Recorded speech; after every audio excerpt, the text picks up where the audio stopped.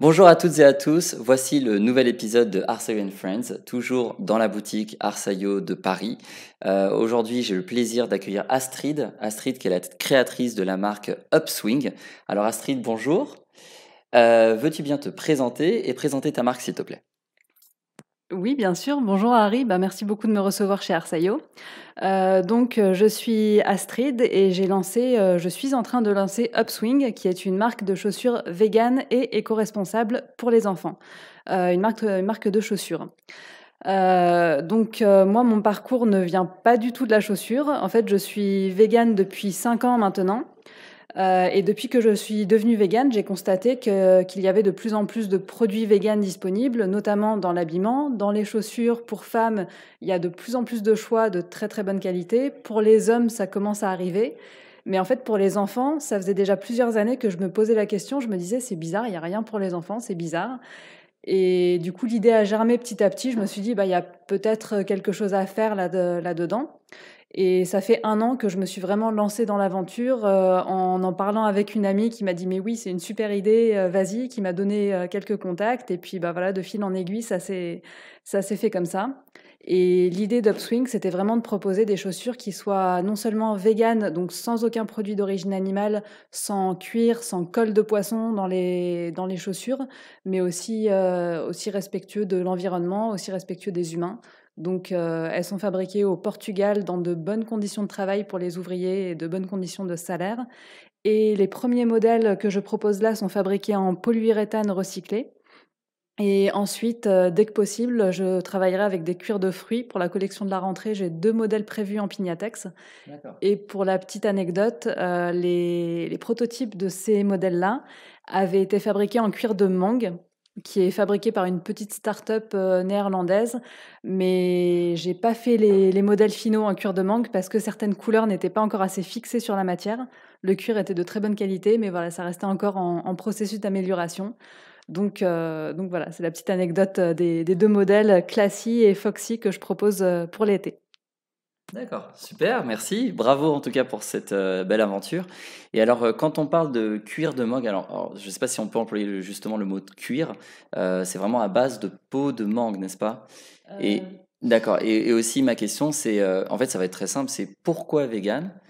Et, et, et quelles sont les alternatives qui pour toi, alors tu m'as parlé de cuir de mangue ou de pignatex, d'ailleurs, est-ce que tu pourrais expliquer ce que c'est aussi le pignatex? Oui. Parce que là, on parle à un public qui est pas forcément, Oui, qui, bien enfin, sûr. pignatex, c'est aussi un mot qui est pas, qui sonne pas Oui, forcément, c'est c'est vrai. pas forcément très courant. Donc voilà, pourrais-tu nous en dire un peu plus? Le Pignatex, c'est du cuir d'ananas. En fait, c'est du cuir qui est fabriqué à base de fibres d'ananas et c'est en fait pour ça on utilise la couronne de l'ananas. Donc c'est les parties qui sont non comestibles. Pour le cuir de mangue que j'avais utilisé du coup pour les prototypes, en fait, c'était tous les invendus, les mangues qui sont censées partir aux déchets qui étaient utilisés et oui, c'est fait à partir de l'épluchure du fruit. Je ne sais plus quelle autre question Oui, tu la m'as question, posée. pourquoi vegan? Pourquoi c'était Pourquoi? important pour toi vegan, ouais. Alors, d'abord pour moi, pour les animaux, enfin dans mes valeurs, c'est vraiment par rapport à la protection animale parce que le cuir animal fait du mal aux animaux forcément. Pour répondre à ta question sur le cuir, non, on n'est pas censé utiliser le terme cuir, Ouais. mais maintenant, moi, c'est quelque chose que je trouve totalement déplacé de ne pas pouvoir utiliser ces termes-là, que ce soit le cuir, les steaks, etc. Parce que à l'inverse, par exemple, quand on parle de lait pour le corps, quand on parle d'huile de vidange, enfin en gros, on n'a pas ces mêmes interdictions dans le sens inverse. Et je trouve que d'utiliser ces termes-là, ça permet de garder ses repères. C'est-à-dire Mm. que quand on devient végane, on n'est pas obligé mettons, de manger des galettes de blé. On n'est pas obligé d'utiliser des chaussures je sais pas, en gros, d'utiliser d'autres termes. On peut très bien garder ses repères tout en devenant végane. C'est pas un problème. Mhm. Et donc pourquoi vegan? Eh ben tout simplement, donc comme je disais, pour les animaux, pour la planète aussi, parce que le cuir animal est extrêmement polluant. Alors ça a une image très naturelle parce qu'on se dit que voilà que c'est une matière justement qui vient de l'animal, donc qui est entièrement naturelle, etc. Mais le cuir, ça demande à être tanné. Et le processus de tannage, c'est vraiment pour stabiliser les peaux, pour empêcher que la peau ne se dégrade au fil du temps. Et pour ça, il faut la stabiliser avec du chrome, avec beaucoup de matières chimiques. Souvent, c'est des processus qui sont faits en Asie, dans des conditions déplorables pour les humains. pour la planète, parce que souvent dans ces usines-là, il n'y a pas de normes environnementales, donc tout est déversé dans les rivières environnantes. Donc voilà, pour l'environnement et puis encore une fois pour les humains, pour les ouvriers, les ouvrières, c'est beaucoup plus écologique et humain au final d'utiliser du cuir vegan que du cuir animal. Mm. Je suis assez d'accord je suis complètement d'accord avec toi, forcément, puisque nous, avec les sacs Arsaio, on propose aussi des alternatives qui sont vraiment véganes et éco-responsables. Et pour arriver à ça, enfin, on s'est rendu compte que le cuir pollue beaucoup, beaucoup plus que n'importe quelle autre matière dans le monde. Et alors, j'en profite aussi pour donner des références, notamment de True Cost, Oui. le documentaire qui est vraiment la référence, enfin, en termes de documentaire sur comment sont faits les matières premières qui sont dans l'industrie du monde fashion. Et il y a une étude aussi qui s'appelle The Pulse of Fashion, tout ça je le mettrai aussi. C'est toujours intéressant de donner ces références pour vraiment montrer, notamment The Pulse of Fashion, ont montré que le cuir était bien plus polluant à tous les niveaux, au niveau de émanation de gaz à effet de serre, au niveau de pollution des eaux. Et parfois, alors on compare souvent avec le synthétique en pensant que le synthétique c'est de la pétrochimie donc ça pollue plus, alors qu'en fait c'est faux. Alors bien sûr le synthétique pollue, mais le cuir c'est 5 fois à 20 fois plus polluant que le synthétique. Voilà, donc je pense que c'est bien de le préciser et je vous mettrai justement les références. Dans le même genre, je crois, en autre référence justement spécifiquement sur le cuir, il y a un documentaire qui était passé sur Arte qui s'appelle Cuir, les forçats de la mode et qui justement montre tout le désastre environnemental et humain que provoque le cuir animal. Ouais. Alors, j'ai aussi une autre référence et après on termine sur Cache Investigation. Ça, c'est très grand public. Honnêtement, Élise Lucet, elle est extraordinaire. Cache Investigation sur les dessous de la mode. Alors, on parle du cuir, on parle de fourrure et on parle pas forcément que de comment on tanne aussi le cuir, mais aussi comment on élève les animaux parce que souvent, on le sait très peu. Eh bien, le cuir, ce n'est pas seulement un sous-produit, c'est aussi un produit, un produit premier. Et les animaux sont la plupart du temps élevés pour cette matière première. Donc voilà, ce n'est pas que un sous-produit. Ce qui va m'intéresser ici, alors c'est adorable, c'est génial de voir en fait qu'il y a des aventures comme ça, éthiques, avec des belles valeurs. Ce qui va m'intéresser, c'est plus d'un point de vue personnel. Qu'est-ce qui a fait quel est ton vegan journey, comme on dit en anglais? Qu'est-ce qui a fait que tu es devenu vegan et que tu as eu cette espèce voilà, d'envie d'aller plus loin? Oula, alors là, c'est un petit peu long, mais on va dire que déjà, ça m'a jamais plu de manger les animaux. Enfin, en gros, je me souviens très bien quand j'avais 3 ans et que ma mère me servait une escalope de dinde. Quand on me disait que c'était de la dinde, je faisais tout à fait le lien avec l'animal. Mais enfin, ça me plaisait pas d'en manger, mais je voyais pas comment faire autrement. Je savais pas que c'était possible de faire autrement, et je disais rien parce que voilà, pour rentrer un peu dans le moule, pour rester dans la norme. Et donc bien des années plus tard, quand j'ai eu 20 ans, je me suis rendu compte que c'était possible de faire autrement via des rencontres, via des voyages. Donc là, dans un premier temps, je suis devenue végétarienne. Enfin, d'abord, j'ai arrêté la viande. Ensuite, j'ai arrêté le poisson suite à la lecture du livre de Jonathan Safran Foer, Oui. Faut-il manger les animaux? Autre référence. Autre référence. Voilà, c'est ça. Très très belle référence parce Oui. que ce livre, si je peux me permettre, ce livre se lit très très bien. Oui. Et c'est extraordinaire parce que en fait, il raconte son histoire personnelle et on le suit en fait, on l'accompagne tout au long du bouquin. Et moi, ça m'a parlé énormément parce que il parle un petit peu en fait, il était comme nous et comme nous tous en fait. On a tous eu la même éducation, on est de la même génération. Et voilà, on a tous vécu dans cette industrie de viande, dans cette société capitaliste, de société de consommation en fait. Et du coup, c'est vraiment très très bon bouquin. Voilà, c'est ça. Et donc là, ça m'a fait devenir végétarienne, parce que donc à ce moment-là, je mangeais plus de viande, plus de poisson. Et donc, enfin là, j'ai eu tendance un petit peu à remplacer tout ce qui était carné par des produits laitiers, des œufs, etc. Puis au bout d'un moment, je me suis rapprochée de l'association végétarienne de France, en fait, pour apprendre à faire, enfin, à cuisiner un petit peu différemment, pour apprendre des recettes, etc. Donc, j'ai adhéré chez eux, je me suis abonnée à leur magazine, j'ai reçu le petit guide du végétarien débutant et tout ça. Et là, en fait, eux, ils expliquent un petit peu comment sont obtenus les produits laitiers, comment sont obtenus les œufs, que en fait, ces produits-là font aussi du mal aux animaux, ce que je ne savais pas du tout, parce que moi, ma vision de bonne citadine de base, c'est que pour avoir du lait, on ne tue pas la vache, pour avoir des œufs, on ne tue pas la poule, ce qui est vrai. Mais voilà, là, avec eux, enfin avec tout ça, j'ai découvert le mal que ça fait aux animaux aussi, ces produits-là. À partir de là, je me suis dit, ok, j'avais jamais envisagé d'arrêter ces produits-là, sauf que maintenant je sais ça, qu'est-ce que j'en fais? est-ce que je continue en gros, dans ce que j'avais prévu de faire, c'est-à-dire juste végétarienne, et je me masque un peu la vérité, mais dans le fond, je peux pas désavoir ce que j'ai appris, ou est-ce que je vais jusqu'au bout de ma démarche, ce qui n'était pas prévu à la base, mais voilà, au moins, est-ce que je reste logique avec moi-même? Donc, je me suis donné en fait 6 mois pour tester, enfin pour arrêter progressivement et puis tester pour voir si ça marchait, bah, par rapport aux carences, par rapport à tout ça, voir si c'était viable ou pas. Et bah, donc au bout de 6 mois, voilà, je suis devenue, totalement végane. Bravo! Bravo, félicitations.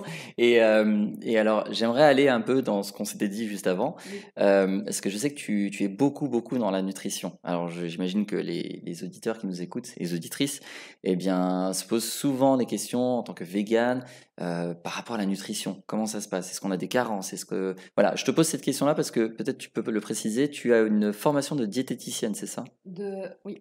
Alors de nutrithérapeute et je suis en train de passer mon BTS diététique et donc c'est très lié au véganisme forcément puisque, donc quand j'ai commencé à devenir végétarienne puis végane, j'étais pas du tout branchée nutrition ni rien.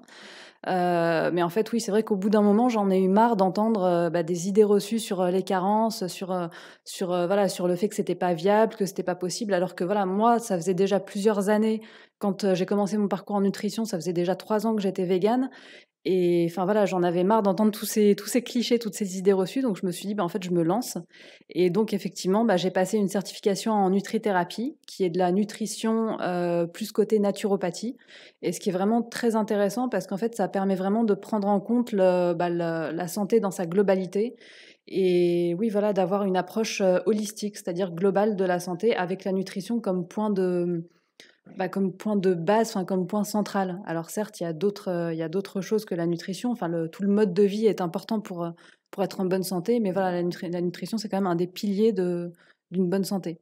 Et donc ensuite, le BTS diététique que je fais pour avoir une reconnaissance officielle, diplômante de ce côté-là, parce que bah voilà, en France, on est quand même très très branché de diplôme. Donc après, c'est une approche qui me plaît moins parce que bah voilà, dans le BTS diététique, on parle beaucoup de viande, de poisson, de produits laitiers et de choses enfin, que maintenant je sais, enfin, qui sont pas forcément vraies à mon point de vue, mais voilà, je sais qu'il faut que j'en passe par là pour avoir une reconnaissance officielle. Bah, justement, je me pose la question, donc quand tu fais cette formation, on te forme à bah, promouvoir en quelque sorte bah, des aliments que toi tu n'as pas envie tu n'as pas envie d'en parler. Enfin, je veux dire la viande, les produits laitiers, le lait, enfin je veux dire les œufs, voilà. Comment ça se passe en fait? Et est-ce que pendant les cours, tu fais titiller un petit peu le professeur en disant bah non, non, en fait, j'ai lu telle enquête, j'ai vu tel documentaire, en fait, c'est pas bon pour la santé. Enfin, comment ça se passe au quotidien? Alors moi, je suis une formation enfin à distance, donc là-dessus, j'ai pas ce rapport direct avec les professeurs, mais on va dire qu'au niveau au niveau des examens et au niveau des devoirs à rendre, oui, j'ai cette approche-là. Pour l'instant, ça passe. Après, j'espère que ça passera même au niveau de l'examen, donc voilà, ça, ce sera un petit peu la surprise.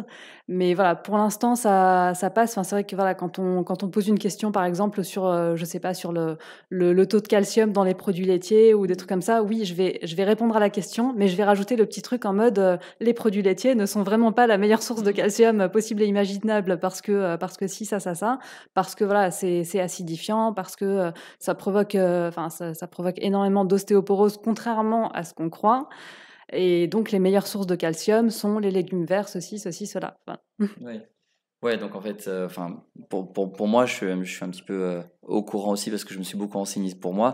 En effet, les produits laitiers sont des produits pour les bébés des animaux et non pas pour les humains. oui. Ça devrait être limite de la gourmandise pour nous, quand bien, enfin, même si ça avait été fait de manière éthique, ça aurait dû être de la gourmandise en fait, pas plus. Oui. Donc c'est pas du tout un produit qui est nutritif. Et ça, comment le sais-tu, déjà d'un point de vue personnel et professionnel? Et pourquoi l'enseignement ne va pas dans le sens du végétarisme ou du végétalisme? Enfin, du végétalisme surtout. Oui. Alors, comment je le sais? Bah, déjà, comme je disais, enfin, la première source d'information pour moi, ça a été vraiment, bah, via l'Association végétarienne de France quand je suis devenue, enfin, avant de devenir végane et quand je suis devenue végane parce que, bah, voilà, ils font vraiment un énorme boulot de recherche scientifique et cetera et ensuite, bah, enfin, ma formation de nutrithérapeute, je l'ai faite avec une école au Canada qui, elle, est beaucoup plus ouverte. Enfin, déjà, le Canada, en général, est beaucoup plus ouvert que la France sur les alimentations végétales, que ce soit végétarienne ou végétalienne et là-bas, ça devient vraiment très connu que les produits laitiers ne sont pas bons pour la santé.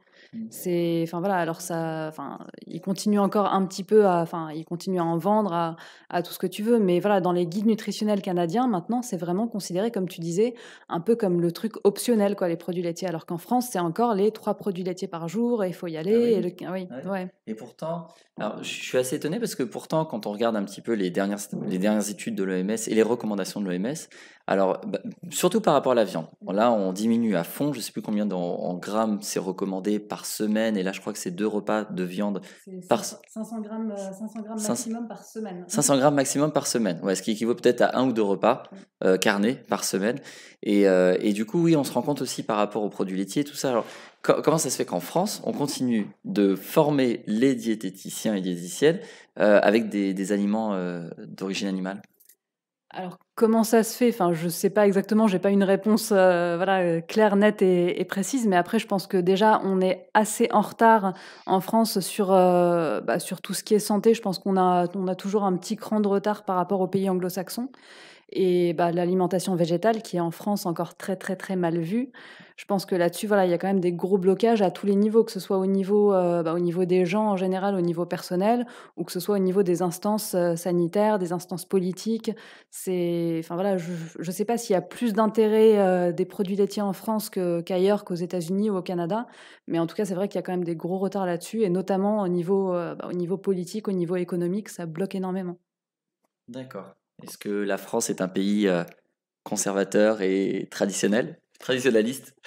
Ben, en tout cas, niveau alimentation, oui, ça c'est sûr. C'est voilà, c'est un peu l'image de voilà, pour avoir un bon repas, soi-disant, il faut forcément avoir ton morceau de viande dans l'assiette et il faut avoir ton morceau de fromage à la fin du repas, etc. Enfin, Ouais. non, on peut très bien se régaler, on peut très bien avoir des super repas entièrement végétaux ou végétariens, mais enfin voilà, même entièrement vegan, c'est tout à fait possible d'avoir des super repas. Ouais. Ouais, je souris parce que ma question, elle est un petit peu orientée, parce que je ris un petit peu de ça, parce que souvent, on me dit que voilà, les plats qu'on consomme sont des plats traditionnels. C'est la tradition, la coutume française, voilà, on est très rattaché à notre patrimoine culinaire. Et pourtant, la production n'a rien de traditionnel. La production de lait de vache, de lait de chèvre, de lait de n'importe quel animal, la production de viande n'a rien de traditionnel. Donc du coup, on est en train de se rattacher sur un patrimoine culinaire en faisant une déconnexion totale sur ce qu'on fait en fait à notre pays, dans notre pays, en termes à tous les niveaux, santé, pollution, éthique animale. Oui, pardon. Non, j'allais dire que là-dessus, en fait, je pense que tu as tout à fait raison et je pense que justement la tradition, c'est sûrement un énorme frein à ce qu'on évolue, bah, peut-être aussi vite que les pays anglo-saxons parce que notamment, enfin, on voit bien que le Canada, les États-Unis sont des pays entre guillemets assez nouveaux, donc ils ont peut-être moins ce rapport tellement viscéral à l'alimentation et à un type d'alimentation en particulier. Alors que bah, nous, c'est vrai que voilà, quand, enfin, si tu dis que tu veux plus manger de bœuf bourguignon, même si tu appelles, enfin même si tu fais du bourguignon avec du sétan, etc. Tout de suite les gens se sentent attaqués dans leur identité propre et Ouais. profonde, alors que non quoi. C'est juste enfin faire évoluer les choses. Et de toute façon l'alimentation elle évolue aussi au fil du temps, au fil des siècles. On ne mange pas de la même façon que mangeaient nos grands-parents, qui eux-mêmes ne mangeaient pas de la même façon qu'on mangeait au XIVe siècle. Mhm. Donc c'est normal que ça évolue et bah, si on peut aller vers du mieux avec l'alimentation végétale, enfin allons-y quoi. Mhm. Et ne nous servons pas de la tradition pour justifier des pratiques qui maintenant sont barbares, sont d'un autre siècle et qui sont encore pires qu'avant avec l'industrialisation de l'alimentation et de l'élevage. Ouais. Bœuf bourguignon, c'est ultra facile à faire, hein. Voilà, une référence, je vais mettre le lien pour la recette. Honnêtement, je l'ai faite avec mon frère. On a fait un live justement avec du pour faire un bœuf bourguignon. C'est ultra simple. Et en fait, la viande, elle ne vient que. C'est anecdotique en fait de mettre la viande ou pas, parce on peut même faire un bourguignon sans viande. Ça a le même goût. Donc voilà, alors on arrive vers la fin. Ça passe très vite. J'ai juste une petite question, j'ai oublié de te poser. Pourquoi Upswing? Alors upswing, en fait, ça veut dire amélioration en anglais, c'est un synonyme de improvement. Et donc en fait, je trouvais que ça représentait bien la philosophie que je veux mettre en avant, la philosophie de la marque, qui est que, en fait, on peut tous améliorer le monde en faisant des petits gestes. Donc voilà, là en l'occurrence, en offrant des chaussures éthiques et écologiques à ses enfants ou aux enfants de son entourage, on peut tous améliorer le monde, voilà, quand on est vegan notamment, ne serait-ce que par ses actes d'achat, même sans forcément être hyper engagé, être voilà à fond dans une association ou quoi que ce soit. Alors c'est très très bien pour ceux qui le font. C'est très bien pour ceux qui ont le courage d'aller par exemple, sur des actions un peu directes et tout ça. Mais en fait, même simplement malheureusement, on est dans une société de consommation. Donc, simplement par ces actes de consommation, par ces choix de consommation, on peut déjà améliorer les choses. Merci beaucoup Astrid, je pense qu'on reste sur ce message de fin très positif, merci. Et pour les autres, pour ceux qui nous écoutent, eh bien, il va y avoir d'autres podcasts, d'autres présentations aussi vidéo en direct et en différé, toujours sur arsaioandfriends.com. N'hésitez pas à nous suivre. Merci à tous.